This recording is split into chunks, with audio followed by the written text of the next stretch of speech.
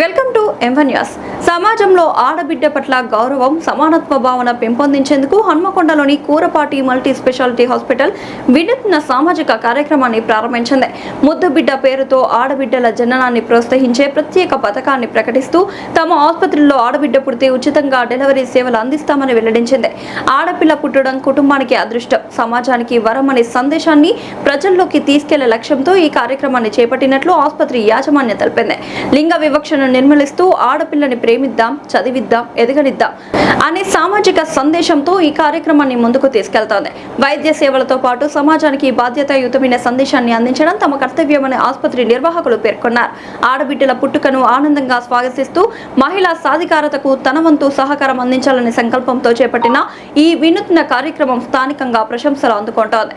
ఈ ప్రత్యేక కార్యక్రమానికి సంబంధించిన పూర్తి వివరాలను ఇప్పుడు మా ప్రతినిధి అందిస్తారు. అభివృద్ధిలో కాదు,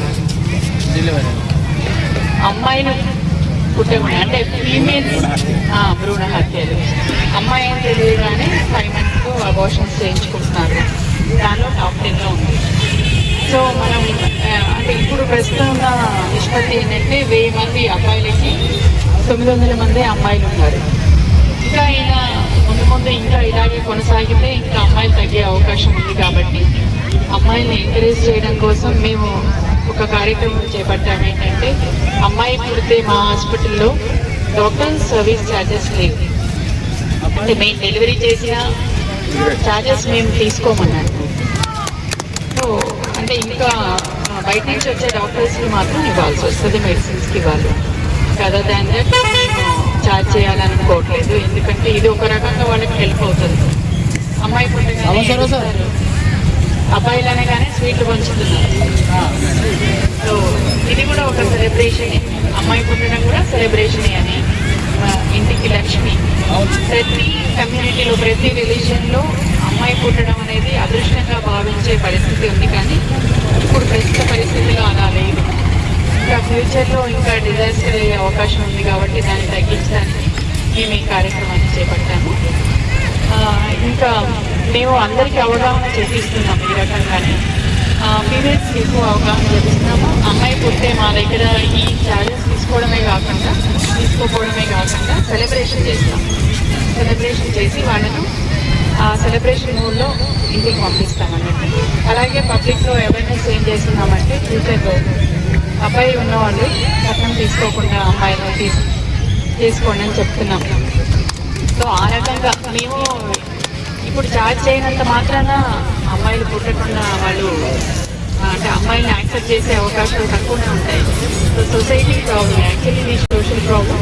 సొసైటీలో కూడా అందరూ ఈ రకంగా అమ్మాయిని స్వీకరిస్తే ఇలాంటి భ్రూణ హత్యలు తగ్గుతాయని ముఖ్య ఉద్దేశం.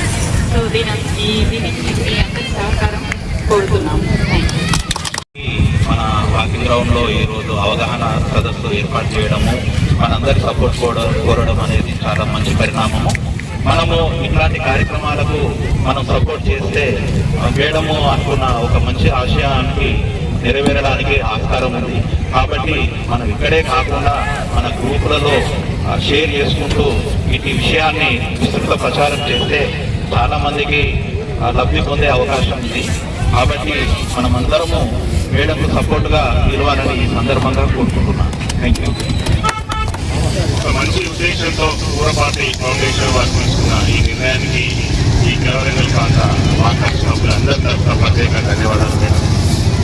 మీరు అన్నట్టు తెలంగాణలో మొదటి స్థానంలో ఉంది ఈ ఆడపిల్ల అనగానే అబార్షన్ చేసడం. రాను భవిష్యత్తులో ఇంకా అబ్బాయిలకు అమ్మాయిలు దొరకడం కూడా ఆల్రెడీ కష్టంగా ఇంకా ఇబ్బంది కలుగుతుంది.